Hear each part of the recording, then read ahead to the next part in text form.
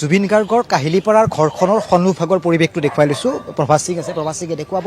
খবৰটো যিমানেই বিয়পি পৰিছে সিমানেই অনুৰাগীসকলে কান্দি পৰিছে। প্ৰথম কথা, প্ৰতিজন লোকৰ আমি চকু পানী দেখিছোঁ।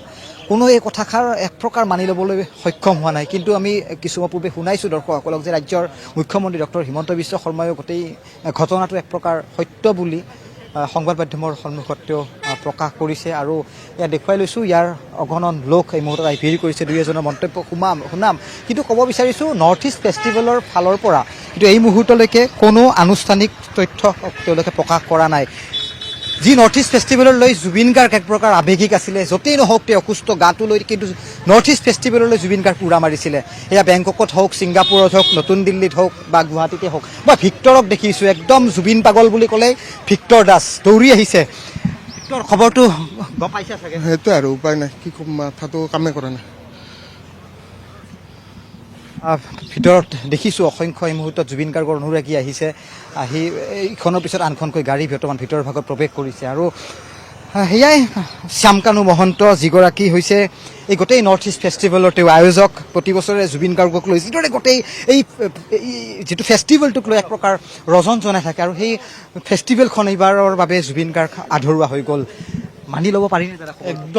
একদম নোৱাৰে। আপোনাক মই কি ক'ম, ভাষা নাই। মই যেতিয়া শুনিছোঁ নহয় তেতিয়াৰ পৰা মানিব নোৱাৰোঁ।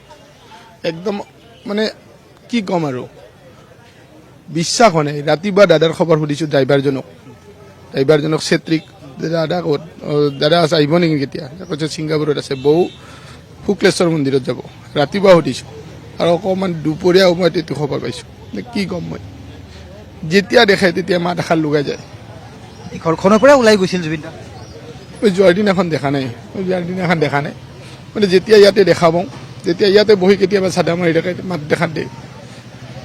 মাত্ৰ 52 বছৰ বয়স, জুবিন দাক লাগিছিল আমাক। লাগে একদম। মানে আপুনি চাওকচোন, যিবিলাক ভাল মানুহ নহয়, মাইকেল জেকচন কম বয়সতে গুচি গৈছে, জুবিন দাক এখেতে কৈ আছে। আমাৰ এনেকুৱা লাগি আছিল ইমান ভাল মানুহজন এখন গুচি যাব নেকি, কেতিয়াবা যাব নেকি? নাই স্মৃতি চাগে ন জুবিন দাৰ লগত ফটো। এইখন দোকান আপোনাৰ কিমান দিন কম আৰু দিব নোৱাৰে কিন্তু চাওক সেইটো আৰু নিজৰ ঘৰৰ আছে আপোনাৰ দেখাই এই আমি ভূপেন হাজৰিকাৰ 100 বছৰ যি মৃত্যু জয়ন্তী পালন কৰি আছো, আৰু 100 বছৰ ভূপেন হাজৰিকাৰ আমি মৃত্যুদিন জন্মদিন পাৰ কৰিলো, আৰু জুবিন গাৰ্গ আমাৰ মাজৰ পৰা নাইকিয়া হৈ গ'ল।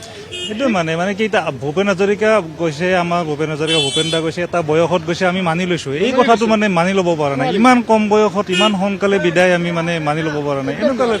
এতিয়াও এনেকুৱা লাগে যে খবৰটো মিছা হওক, কিজানি ভুল হ'ল নেকি ক'ৰবাত, এতিয়াও এনেকুৱাই লাগে।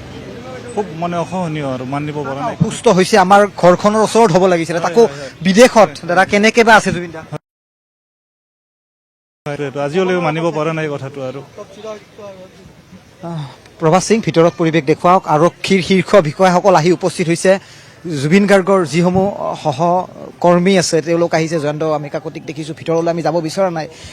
আমি দেখিছোঁ কেইবাগৰাকী শীৰ্ষ আৰক্ষী বিষয়া, প্ৰশাসনৰ লোক, সাংস্কৃতিক মন্ত্ৰালয়ৰ যি আমাৰ বিভাগ আছে, সাংস্কৃতিক বিভাগ, তাৰ পৰাও ডিপাৰ্টমেণ্টৰ পৰা মানুহ আহিছে।